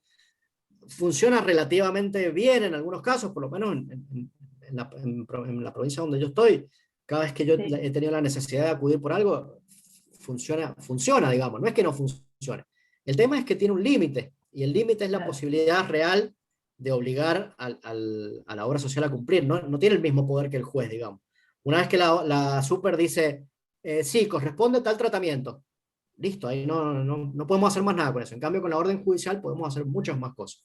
Le falta eso a la super, pero no es que no funcione. Y la otra pregunta que yo hacía es si las defensorías de nación y demás, o provinciales, sirven para dar solución a los reclamos o también es una pérdida de tiempo. El tema con las defensorías, por lo menos los casos que yo conozco funcionan también igual que la super y funcionan muy bien. Lo que sí tengamos en cuenta es que no hay defensorías, por lo menos que yo conozca, pero no creo que haya en ningún lado del país defensorías que se aboquen exclusivamente a amparos de salud, por ejemplo. Y no es lo mismo un amparo de salud que a lo mejor, no sé, otra cuestión grave como, no sé, un desalojo o alguna, no sé, alguien privado de la libertad o otra cosa. ¿Tá? No es lo mismo. Entonces, los 2 meses, 1 mes, 10 días que yo tengo cambian el curso de mi vida. Entonces las defensorías en general tienen tanto trabajo que vuelvo a lo mismo que decía de la super. Si el origen del reclamo puede por ahí ameritar el plazo que pueda tener una defensoría, bueno, uno podría decirle a la persona, sobre todo si no tiene condiciones económicas como para afrontar el gasto de un amparo, uno podría decirle, bueno, está la defensoría. Hay universidades, por ejemplo, que tienen clínicas jurídicas gratuitas. En Buenos Aires, por ejemplo, que es un ejemplo, creo, de lo bien que funciona, está la de discapacidad y amparos de salud también de Juan Seda, en la Facultad de la UBA. Hay en algunas provincias también universidades o foros de abogados que tienen asesoramiento jurídico gratuito. Hay opciones, digamos. Pero bueno, remarco lo que dije antes. El tiempo, a lo mejor para el que tiene más plata. La demora, para el que a lo mejor no tiene las condiciones económicas de comprar tiempo. Entonces, todo es parte de un mismo problema. Pero sí, hay opciones. Como Marcos, todo. cuando vos hablabas del PMO, que es un piso y no un techo, Sí. ¿qué pasa al momento que a una persona le prescriben un medicamento que no está en el PMO? ¿Y cuáles serían las herramientas que tendría para poder solicitar subir un escalón de ese piso, digamos, ¿no? Y traspasar ese PMO que te lo enrostran como diciendo, si no está, no te lo cubro. Bueno, ahí lo que se hace o el criterio, digamos, que deberían mandar, que manda ahí, que es el que nosotros utilizamos, es que ese PMO fue determinado en una época atrás, ¿no? Fue determinado, fue pensado, fue discutido y fue legislado en una determinada época, con una determinada tecnología sanitaria, con un determinado conocimiento de las patologías y con un determinado nivel de tratamientos, prestaciones y medicamentos. ¿Ah? Ese PMO nace originalmente con la idea de poder ir siendo actualizado, pero bueno, todos sabemos, si nosotros actualizamos eso, no podemos controlar el acceso al sistema. Entonces el PMO es como que ha quedado ahí un poco cristalizado, digamos, o hecho piedra, petrificado ahí, como si ustedes han venido al Valle de la Luna, como alguna de las formas que hay en el Valle de la Luna. Entonces ese PMO quedó ahí. Ahora, ¿qué es lo que nosotros discutimos? Primero, las personas, además del derecho de la salud, al desarrollo científico, al desarrollo técnico, es un derecho humano también. Es muy poco mencionado, no se conoce mucho, pero los seres humanos tenemos derecho, un derecho humano que puede ser exigible, de acceder a los desarrollos de la tecnología, por ejemplo, a los desarrollos técnicos, que incluyen, por supuesto, los desarrollos médicos. Entonces, si hoy se inventó un determinado tratamiento para un determinado tipo de cáncer, por ejemplo, y se prueba que médicamente, o el fundamento médico, o la efectividad que eso pueda tener en mejorar mi salud o mi calidad de vida es alta, yo tengo derecho de acceder a eso. Entonces, ¿qué se discute cuando no está en el PMO? Se discute un poco esto, decir, bueno, a ver, espere, el PMO, señor juez, es algo viejo, desde hace muchos años no se actualizó. Es un piso, no es un techo. Que no esté ahí no significa que yo no tenga para dónde salir, digamos. Porque es verdad, a veces te dicen, no, pero es que no está. Bueno, que no esté significa porque a lo mejor en esa época esto no existía. No sé, eso, pero anticuerpos monoclonales. ¿cómo accedo? Como paciente, ¿qué está aprobado por el ANMAT y no está en el PMO, por ejemplo. Por ejemplo, como paciente, no va, a ver, difícilmente, no sé, un tratamiento muy caro, como paciente difícilmente lo resuelvas en la obra social. Te van a decir que no, te van a decir que no, te van a decir que no, y vas a tener que llegar al amparo. Ahora, ahí una vez que llegas al amparo es donde nosotros podemos discutir, por eso yo hablaba de la utilidad, digamos, de tener un abogado que conozca de esto. ahí donde vas a tener que discutir esas cuestiones finitas.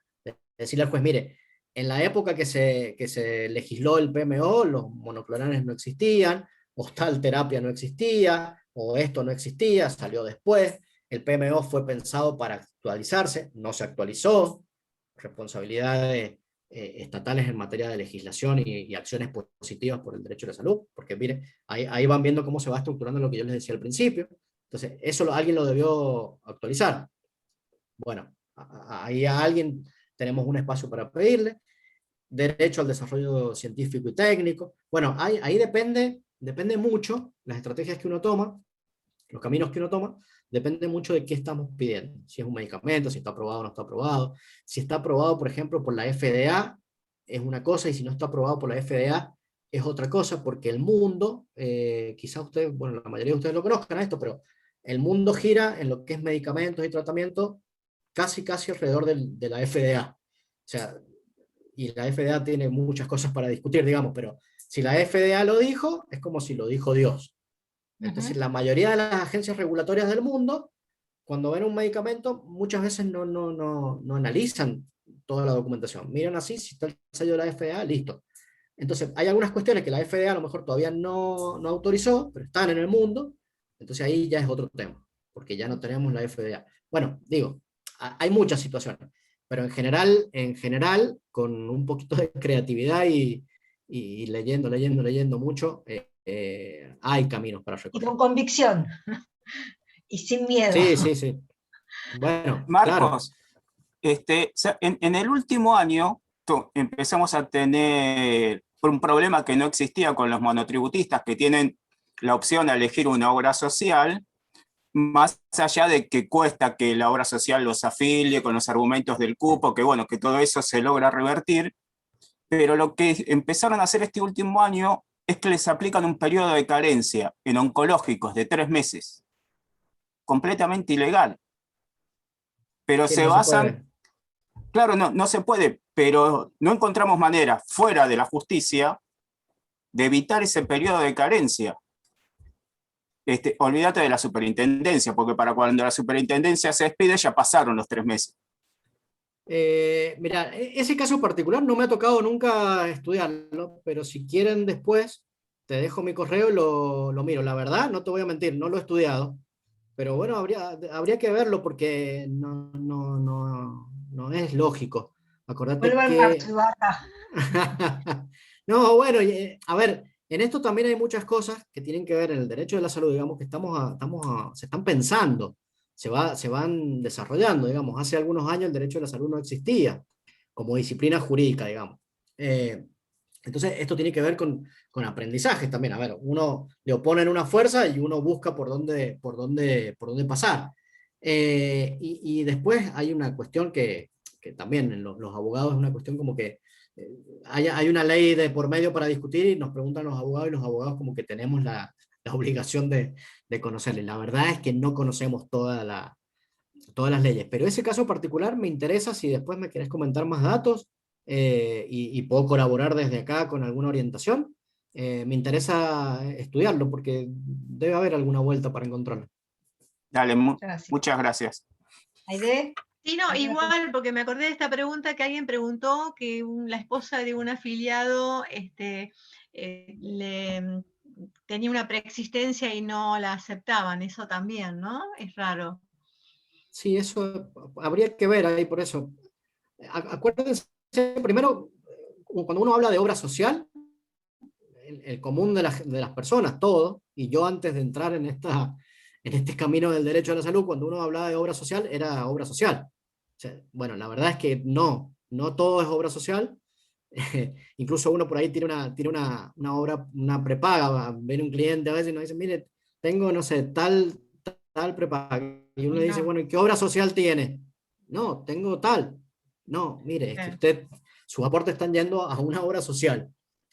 Y obras sociales hay un montón, como les dije, 300, y no es lo mismo una provincial que una sindical, y no es lo mismo una provincial que una universitaria. O sea, por eso estas consultas son a veces, lo que yo hago acá es arriesgado, porque es muy arriesgado. porque son consultas que uno, no, si no conoce Claro. el origen de verdad, digamos, es difícil contestar. Uno puede estar Muy acá puntuales. diciendo, claro, puedo estar diciendo algo que no está Bueno, bien, pero ¿alguna bueno, otra consulta que no sea tan puntual? Mira, a nosotros nos empezaron a llegar también casos que los responsables fueron los contadores de las personas que tenían pequeños comercios y que cuando hicieron las inscripciones los pusieron como responsables inscriptos, por la facturación hubieran sido monotributistas y accedían a una obra social, pero el responsable inscripto no No. tiene obra social, tiene que, Tiene que contratarse una contratar. prepaga. Exacto. Y se acordó en el momento de que se enfermó. Por Exactamente. ende, ya fue con una preexistencia, y entonces la cuota, en vez de ser 10, 12, se la pasaban a 30 o 40. Sí, Es un tema, el responsable inscripto quedó fuera de todo, fuera. y no significa que sea una persona que tenga capacidad económica. No, para nada. No, para nada. Por eso, bueno, también siguen habiendo huecos, digamos, Sí. lo que hablamos, siguen habiendo todavía sectores que no tienen cobertura. El sector público, por ejemplo, uno podría pensar, bueno, hay una cobertura universal, y no, la verdad es que tampoco en el sector público hay acceso a toda una canasta de prestaciones, está limitada también. Déjame decirte una cosa, creo que es importante porque es importante para ustedes también. El tema de la cuota diferencial por preexistencia, si bien está en la ley, en la práctica, las empresas de medicina prepaga no lo pueden establecer, porque la obligación de regular o de establecer los criterios para establecer esas cuotas diferenciales es de la superintendencia, y no lo hizo todavía. Entonces, cuando a uno le dicen, no, mira, está bien, yo te dejo entrar. Normalmente a uno le dicen, si uno completa el cuestionario, digamos, del contrato de medicina prepaga y le pone que tiene, no sé, un problema cardíaco, a veces no lo van a dejar entrar, salvo que esté contratando el plan más caro del mundo.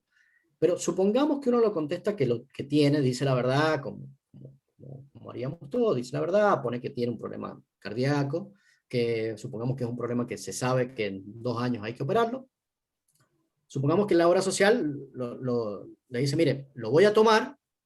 Lo normal es que le digan que no lo van a tomar, pero bueno, si no se dan cuenta, supongamos, y le dicen, sí, te voy a tomar, pero te voy a poner una cuota diferencial.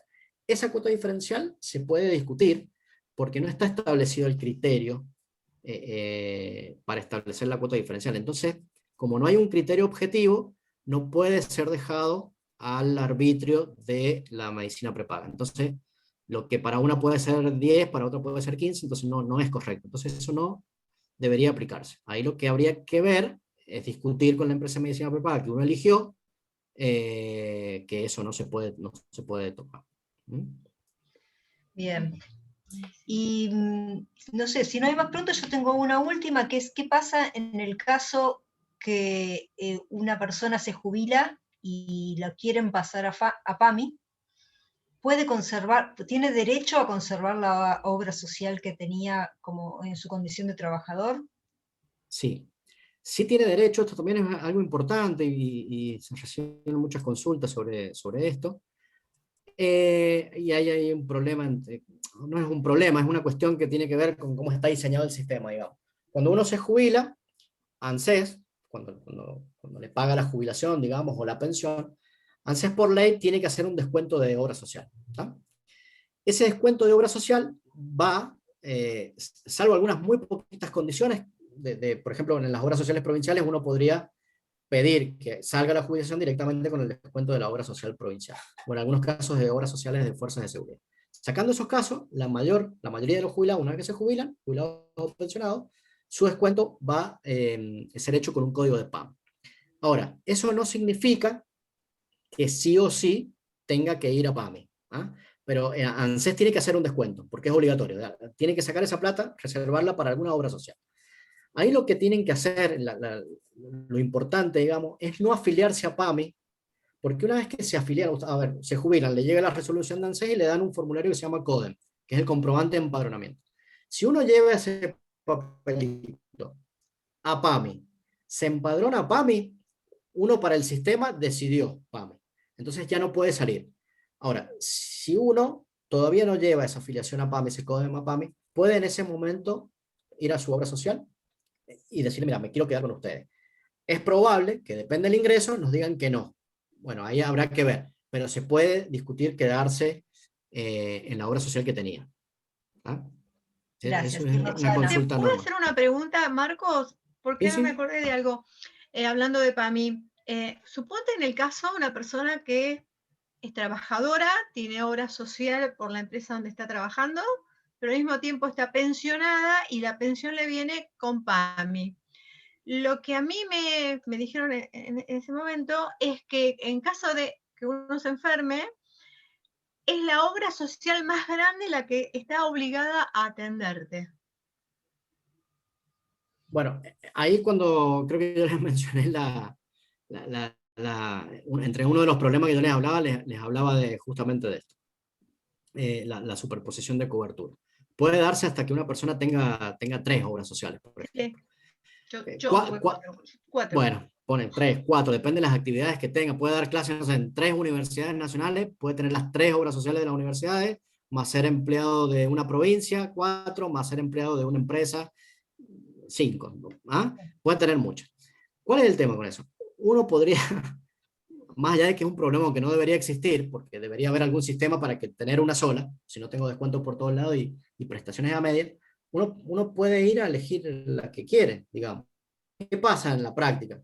Normalmente en la práctica uno va, si son prestaciones baratas, si son cuestiones a lo mejor, no sé, un médico, una consulta ambulatoria, a lo mejor no nos dicen nada, un remedio en farmacia no nos dicen nada. Ahora, cuando apareció algo grande, lo primero que van a hacer las obras sociales es decir, porque ellos pueden ver, digamos, a dónde estoy, a dónde estoy afiliado, lo primero que van a decir es, no, pará, es que tenés que ir a aquella, vamos a ir a aquella.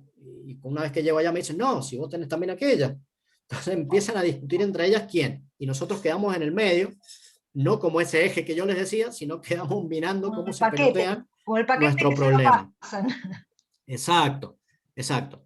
Y ahí, eso es un sistema complejo, porque ahí, bueno, llegado el caso que tengamos una prestación, supongamos, muy cara, Claro. muy compleja, bueno, ahí va a haber que llegar a negociar entre todas a ver cómo van armando la cobertura. Pero no es Ninguna el va a querer paciente el cubrir que todo. puede decidir con cuál atenderse o dónde atenderse o cuál usar. Me parece que no. ¿Cómo? No es el paciente el que decide cuál obra social usar. Tendría. El paciente debería.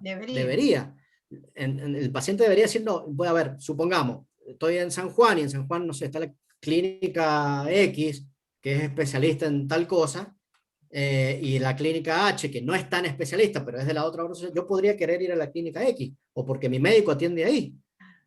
Ahora, ¿qué pasa? Que cuando yo vaya ahí, me va a decir, no, pero es que vos también tenés en H. Y en H, mirá qué bonito, acaban de pintar en H, mirá qué bonita cama. Pero no, me quiero atender acá. Bueno, pero es complejo, es complejo. Está bien. Pero Normalmente si no es algo... derecho a poder elegirlo. ¿Cómo? Sí, quería preguntar algo. No. ¿Yo?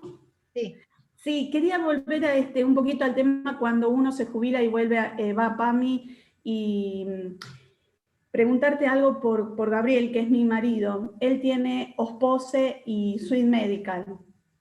Y si se jubila, quería saber, porque queríamos seguir con la misma obra social por los médicos que atienden en Suite Medical y los análisis se lo hace en OSPOSE.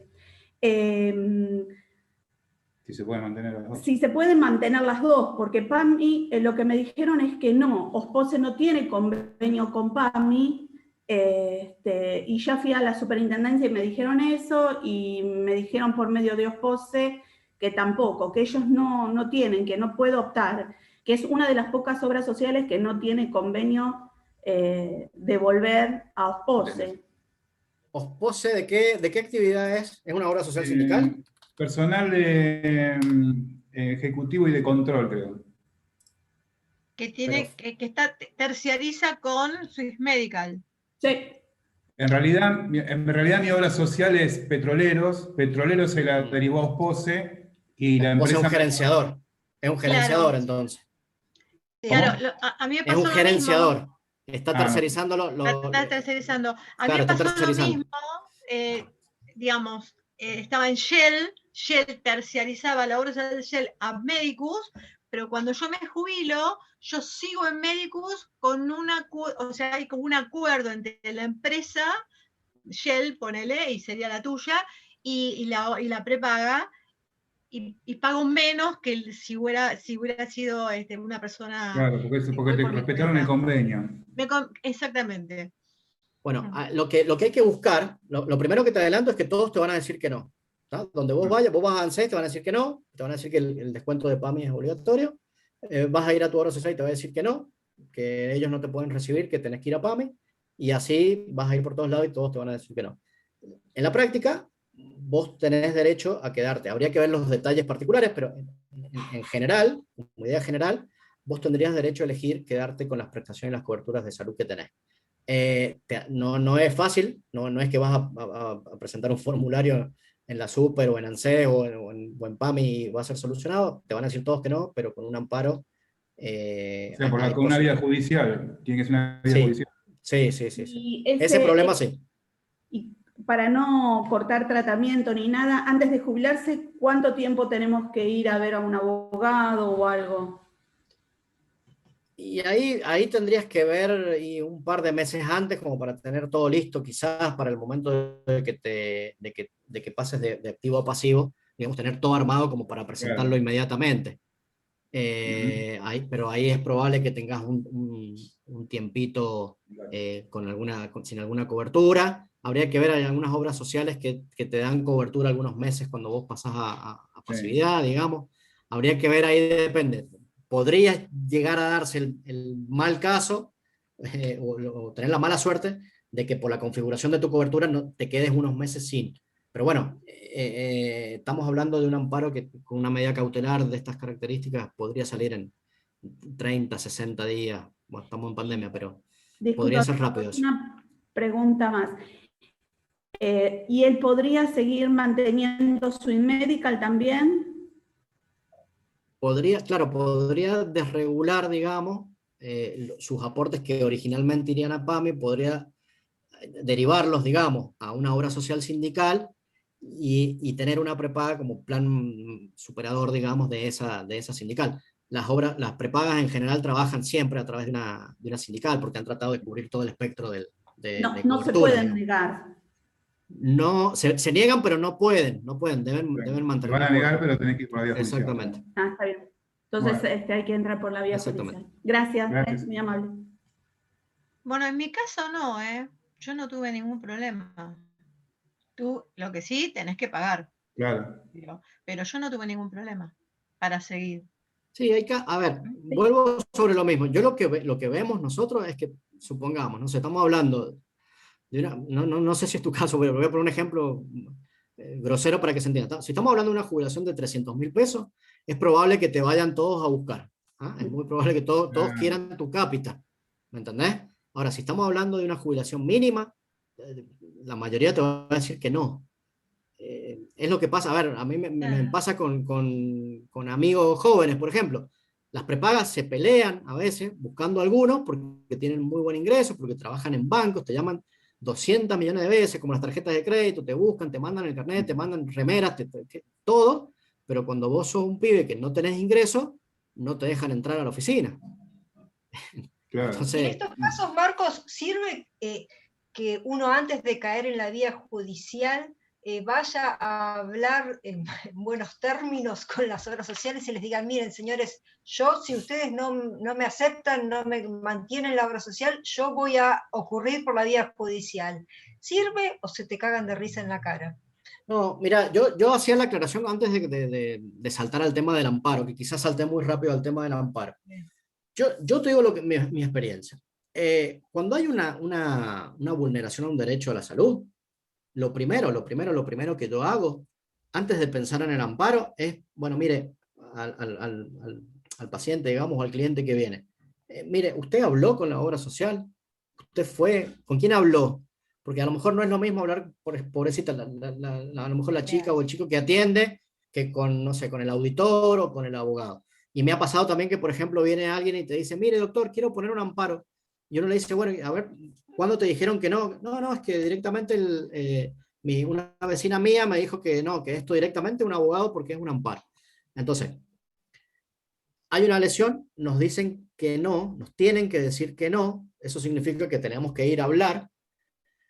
y aunque nos digan que no, por ahí lo que yo hago, yo te cuento mi experiencia, sé que hay colegas a lo mejor que no lo comparten, pero yo lo que hago es volver a hablar, digamos. Obviamente, uno habla en otros términos, Claro. con otros fundamentos quizás, pero volver a hablar y explicar, decirle, mirá, a ver, esta situación la podemos resolver hoy, acá, conversando, y no en un amparo que sabes que voy a ganar, y que tu empresa va a tener que perder, y que vamos a hacer perder tiempo, y que vamos a hacer perder plata, pero que vas a perder. Entonces, No es lo mismo generalmente con el ahí... paciente que hable una persona que maneja otros términos, como un abogado que está... Exacto, Ahí es como exacto. que ya... Exacto. Entonces, por ahí, ¿cuál sería el camino, digamos? El médico me dice algo, o yo quiero pedir algo que tiene que ver con mi salud. Voy y lo pido, efectivamente. Si puedo, lo pido con una nota, si puedo, los fundamentos, y si puedo, que me los reciban. Mando un correo, mando dos, trato de hablar con uno, trato de hablar con dos. No digo que me voy a pasar toda la vida ahí, pero bueno, hablo, converso, dialogo, trato de comunicarme y explicarle por qué. Bueno, si se me cierran las puertas, si me dicen que no, busco un abogado. Y lo ideal sería, salvo que haya una urgencia y que el abogado vea y diga, no, a ver, no hablo porque si hablo pierdo una semana, iremos al amparo. Pero en general, yo les digo mi experiencia, muchas cosas las he resuelto hablando y a lo mejor mandando una o dos cartas de documento.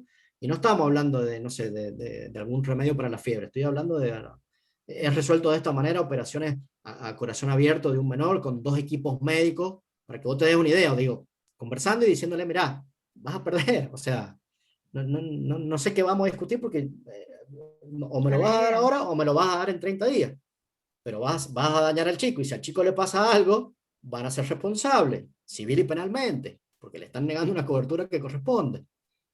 Entonces, por ahí el abogado tiene esa otra cancha y tiene otras palabras, otros fundamentos, digamos, en otras palabras.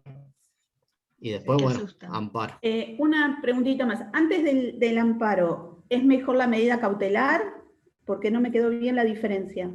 La medida cautelar se interpone junto con el amparo. Junto con el amparo. En el mismo escrito. Sí, en el mismo escrito de amparo. En el mismo escrito de amparo, uno plantea la medida cautelar. La medida cautelar es una especie de adelantamiento de la decisión del amparo. Nosotros le decimos al juez, mire, señor juez, vamos a presentar este amparo porque se ha vulnerado este derecho, estas son las lesiones reales que esta situación va a dar, pero no podemos esperar un año que usted nos resuelva el amparo. Supongamos el caso de la cirugía. Tenemos 2 equipos médicos esperando y tenemos una sobrevida. Si lo operamos después de los 60 días, supongamos, del 10%. Si lo operamos ya, tenemos una sobrevida del 60-70%. Entonces, eso es lo que pedimos en la medida cautelar. Entonces el juez dice, bueno, ok, tengo esta situación real, esta urgencia ya, que me la han documentado, opérese ya, dé la cobertura ya, y vamos a seguir discutiendo el amparo. Normalmente, cuando nos dieron la medida cautelar, normalmente el amparo, generalmente, el amparo también nos terminan diciendo que sí, pero ya se cumplió la prestación. Estamos hablando de prestaciones que requieren urgencia, digamos. Pero la medida cautelar va junto con el amparo. Muchísimas gracias. Y ahí ¿Y alguna pregunta más? Yo creo que estamos abusando del tiempo del doctor. Sí, ya pobre. Gracias, Marcos, muy, muy interesante. Bueno, nos clarificaste un montón de temas y te agradecemos nuevamente por estar con nosotros y te vamos a volver a invitar más adelante para tosigarte con preguntas, que tenemos muchas, cada vez van apareciendo más. Así que te agradecemos un montón, Mariana y Fernando. No, la verdad es que el agradecido soy yo. A nosotros, como les digo, y es verdad lo que les digo, o sea, lo siento así. Poder reunir esta información de primera mano, poder conversar con ustedes y poder no solamente hablar de derecho y hablar de leyes y hablar de casos puntuales, pero sino que se generen estas relaciones entre ustedes y los abogados que estamos trabajando en darle fuerza al derecho a la salud, es de verdad muy importante. Quizás nosotros no lo vamos a ver, pero sí quizás estamos haciendo un trabajo para nuestros hijos, para nuestros nietos, digamos. Entonces, esto de verdad, que es muy, muy importante. Así que el agradecido soy yo, créanme. Acá te leo que hay una persona que está diciendo que es médico y estudia abogacía y que ayudó muchísimo a la charla. Bueno, me alegro. Y otra, gracias por la información, excelente todo, así que millones de gracias, Marcos. Les voy a dejar acá abajo, antes que mail, corten, deja, el ¿no? correo electrónico. Perfecto. A ver si lo escribí bien, sí.